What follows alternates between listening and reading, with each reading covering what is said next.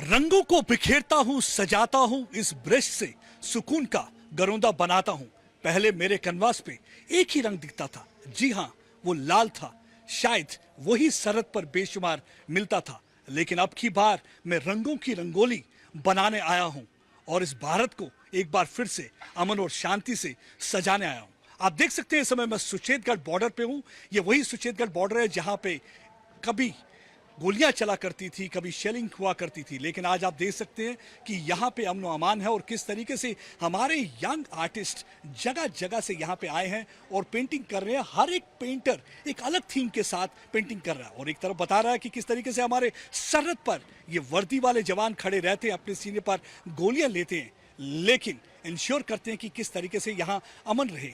और ये वो जगह है कि जहाँ पे हमने अक्सर देखा है कि काफ़ी फायरिंग हुआ करती थी, लेकिन हमने देखा है कि पिछले कुछ सालों से चीज़ें बदली हैं। उड़ी के बाद हमने देखा कि किस तरीके से सर्जिकल स्ट्राइक हुआ। सर्जिकल स्ट्राइक के बाद हमने देखा कि प्रधानमंत्री ने एक पैगाम दिया, कहा कि अगर आप लाइन ऑफ कंट्रोल और इंटरनेशनल बॉर्डर की इज्जत नहीं करेंगे और इसी तरह से आतंकवादी के भेजते रहेंगे तो हम भी लाइन ऑफ कंट्रोल क्रॉस करके आपके उन आतंकवादी अड्डों को तहस नहस करके रख देंगे। और हमने देखा कि किस तरीके से पुलवामा के बाद किया, उड़ी के बाद किया, और आप देख सकते हैं किस तरीके से पेंटिंग बना रहे हैं। लेकिन इनसे बातचीत करने की कोशिश करेंगे, ये क्या दिखाना चाहते हैं जो ये बीएसएफ वाला आपने बनाया है और बंदूक है, क्या बताना चाहते हैं?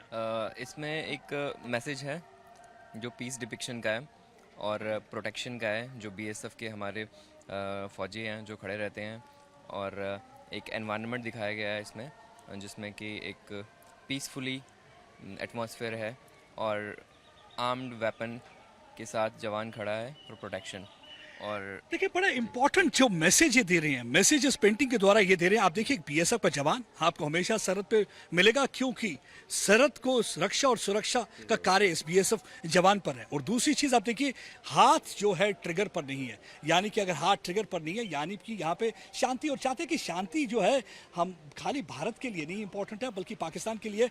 हर जो तस्वीर हम जो पेंटिंग जो कैनवास देखेंगे, ये एक पैगाम पार वालों को भी है, पाकिस्तान को भी है कि आतंकवाद को बढ़ावा देना छोड़ दीजिए, आतंकवादियों को यहाँ पे भेजना छोड़ दीजिए। क्योंकि अगर आप यही पैसा जो आपके पास है, रिसोर्सेज हैं, अगर ये आप इस्तेमाल करेंगे अपनी बहबूदी के लिए, तो मेरे ख्याल से अमन अमान के लिए काफ़ी अच्छा रहेगा और ये इंपॉर्टेंट रहेगा। क्योंकि जब ये सरहद पर ये जवान खड़े रहते हैं, वो एक पैगाम होता है, देश शिवा वर मोहे शुभ कर्मन से कबू ना डरूं, ना डरूं अरसों, जब जाए लड़ूं निश्चय कर अपनी जीत करूं।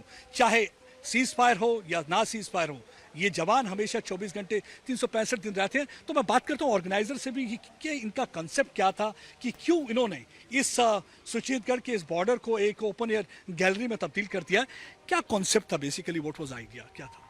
जो ये कॉन्सेप्ट इसके पीछे था, ये एक पीस पोर्ट्रे करने था। जब भी हम जम्मू कश्मीर की बात करते हैं, सबके मन में कॉन्फ्लिक्ट ही आता है, पीस किसी के मन में नहीं आता। हमारे यहाँ पर पीस है, हम और हम ये इसके बारे में बात करना चाहते हैं कि ऐसी कोई बात नहीं है। देखिए हमारे बॉर्डर्स कितने सिक्योर रखे हुए हैं और पूरा peace prevails over here. Art camp जो हमने सोचा, art is a very strong point in Jammu and Kashmir. Lot of creativity over here. So इस तरीके से अगर आप देखें, जैसे आपने पेंटिंग्स में भी देखा, बच्चों की किस तरीके से क्रिएटिविटी निकल रही है इसके, उन्होंने किस तरीके से उनके दिमाग में कोई सोच आती है जो उन्होंने बताया है कि ये हमारे लिए हमारे बॉर्डर्स किस तरीके से सिक्योर रखते हैं, जिससे हमने देखा कि अमन जो है, अमन के साथ काफ़ी चीज़ें जुड़ी हैं। अमन के साथ टूरिज्म जुड़ा है, अमन के साथ डेवलपमेंट जुड़ा है, अमन के साथ हमने देखा है कि हमारी जो आर्थिक स्थिति है वो भी जुड़ी है। तो आप क्या ये मतलब जैसे आप पेंटिंग देखते हैं इनकी, तो कैसा आपको लग रहा है आज?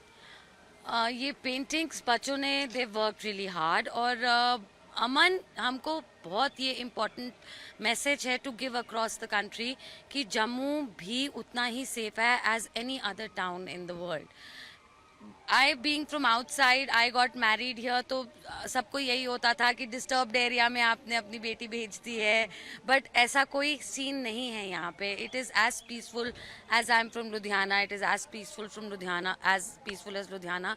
और जो बच्चे हैं, बच्चे they are working so hard to depict this कि हम भी उतने ही पीसफुल एनवायरनमेंट में है। वक्त बदला, हालात बदले, सोच बदली, मानसिकता बदली और देखिए आप तब्दीली आपको देखने को मिल रही है कि किस तरीके से यहाँ अमन है। और यहाँ पे आप देख सकते हैं कि बाहर से भी कई लोग आए हैं। तो अभी अगर आपको कम टूरिस्ट मिल रहे हैं तो अगर ऐसे ही चलता रहा तो ज़्यादा से ज़्यादा टूरिस्ट आएंगे। और ये एक पैगाम उन मुल्कों को भी है जिन्होंने एक एडवाइजरी इशू की है, जिन्होंने ये एडवाइजरी इशू करके कोशिश ये की है कि यहाँ पे ना जाइए। लेकिन मेरे ख्याल से अगर ये तस्वीरें वो देखेंगे तो इनकी पेंटिंग देखेंगे तो उनको भी एक रियलाइजेशन होनी शुरू हो जाएगी कि किस तरीके से यहाँ पे बदलती जा रही है। अनुच्छेद 370 हटने के बाद किस तरीके से यहाँ पे तब्दीली आई है। मैं आपको दिखाता हूँ कि अब आप यहाँ देखिए, ये कांटों भरी तार, इसे खूनी तार भी कहा जाता था, क्योंकि हमने देखा कि किस तरीके से पाकिस्तान की तरफ से या तो घुसपैठ कराई जाती थी या किस तरीके से शेलिंग हुआ करती थी। अक्सर यहाँ पे अगर देखें तो दोनों तरफ जो था नुकसान हुआ करता था। लेकिन अब आज आप देखते हैं ये बच्चा जो एक बीएसएफ के जवान के साथ हाथ मिला रहा है, और इससे यही दर्शाया जाता है कि किस तरीके से पीस इंपॉर्टेंट है, लोगों के लिए इंपॉर्टेंट है, आवाम के लिए इंपॉर्टेंट है, जवान के लिए इंपॉर्टेंट है, देश के लिए इंपॉर्टेंट है।